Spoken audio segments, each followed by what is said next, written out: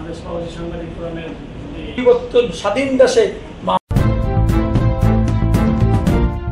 এখন দেখবেন প্রবাসী সংবাদ। সৌদি আরব বাংলাদেশ প্রবাসী সাংবাদিক ফোরামের উদ্যোগে বাংলাদেশ ফেডারেল সাংবাদিক ইউনিয়নের সভাপতি রুহুল আমিন গাজীর মৃত্যুতে স্মরণসভা দোয়া মাহফিল রিয়াদ সানসিটি পলিক্লিনিক অডিটোরিয়ামে অনুষ্ঠিত হয়েছে। সৌদি আরব বাংলাদেশ প্রবাসী সাংবাদিক ফোরামের প্রতিষ্ঠাতা সভাপতি ফারুক আহমেদ চানের সভাপতিত্বে সিনিয়র সহসভাপতি রোটারিয়ান মোহাম্মদ জাহাঙ্গীর আলম হৃদয়ের সঞ্চালনায় অনুষ্ঠানে প্রধান অতিথি হিসেবে উপস্থিত ছিলেন বার্সেলোনা ওভারসিজ প্রাইভেট লিমিটেডের চেয়ারম্যান মোহাম্মদ আব্দুল হালিম মানিক।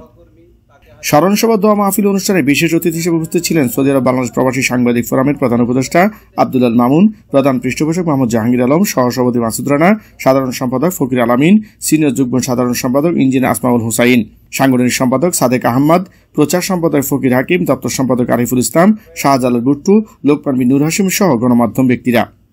দোয়ার পূর্বে সংক্ষিপ্ত আলোচনায় বক্তারা বলেন, বাংলাদেশ ফেডারেল সাংবাদিক ইউনিয়নের সভাপতি গণমাধ্যম ব্যক্তিত্ব প্রয়াত রুহুল আমিন গাজী ছিলেন একজন প্রতিযশা সাংবাদিক, যার হাত ধরে বহু সাংবাদিকের জন্ম হয়েছে। সাংবাদিকদের সুখে দুঃখে যিনি পাশে ছিলেন।